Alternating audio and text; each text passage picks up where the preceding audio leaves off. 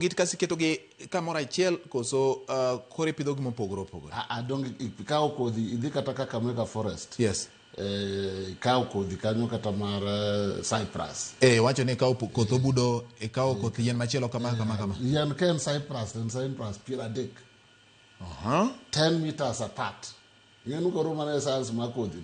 Kanyo mangisi ni sirkal pok odonje gi ji maber. Okay. Emomiyo wadwaro koth yien nyaka bed formal kaka agricultural seed. Kanyo ma shida nitie. Koro kata president wacho ni wapidho yien miliondego kata biliondego. To wapidho yien man low diversity onge gima biro konyowago. Koro nyaka joma olony ni koth yien gi kaka jo Kefri owuo kopuonj ji. Okay? Nitie NGOs mapuonjo ji but ok oromo. Mondo onyisi ni kodhi moro ipidhi nursery oripo bed kodhi makama. Nitie kuma inyalo yudgi. Kefri ni kod stations mopogore ma uso yien mabeyo gi. Kidhi Nyanza gin Maseno to gin Ramogi Forest.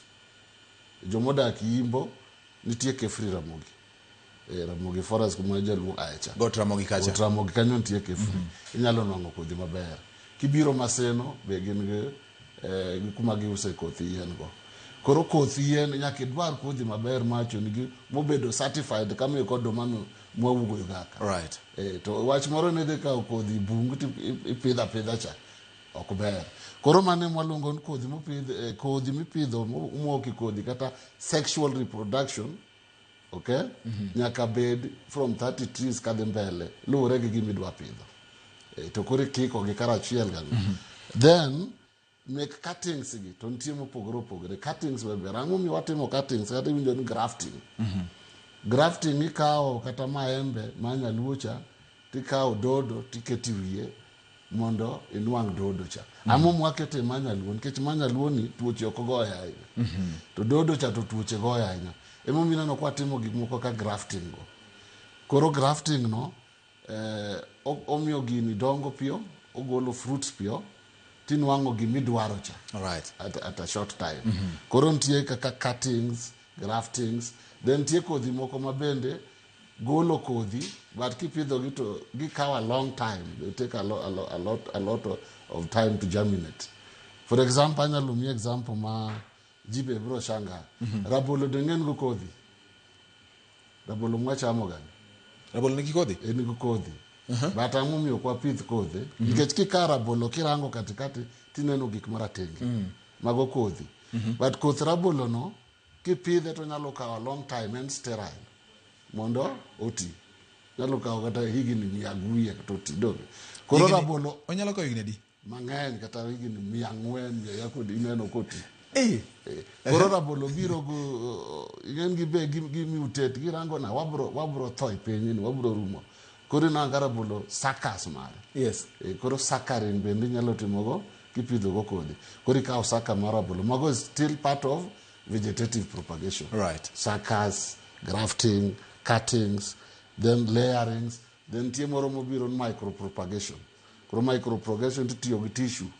Iwinjo tissue culture banana, tissue culture eucalyptus. Mago koro itimo lab, micropropagation. Okay. Koro yien kod gik mang'eny ma ji nyaka bed, nyaka embarrass wach yien ni.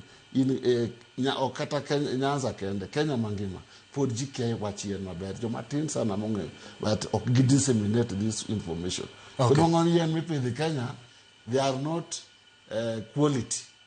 Gina ji pidho yien mapidho yien. Okay. They are not quality trees. To aneno ka sirikal ema dhiro ni ji opidha yien. Ma iwacho ni sirikal ema pok otimo maber. Gidhiro ni ji opidh yien, to joma puonjo wach kodhi gi kaka ipidho yien gitin. Okay. Gitin. Koro ok girichi ji mang'eny. Okay. Koro nwang'o ni ji sirikal wacho ni wapidho yien ano ka ji dhi jo forest sawa gin gitiyo gi kodhi maber. But koro joma tenders no pidh yien e gweng' ok migi education maber pidh kodhi makama los makama. Okay. Koro nwang'o ka gipidho yien ma substandard. Koro kopidh gi nyalo wacho ni wapidho yien 100,000. But kidhi on the ground inwang'o nonge moko notho siju moko ne diseases omako nikech type of seed magipidho no can certified kaka dwaro. Erokamano nya John. Wadani mondo wawinjane ni jo Homa Bay wachang'o e weche mag pith mag yien gi.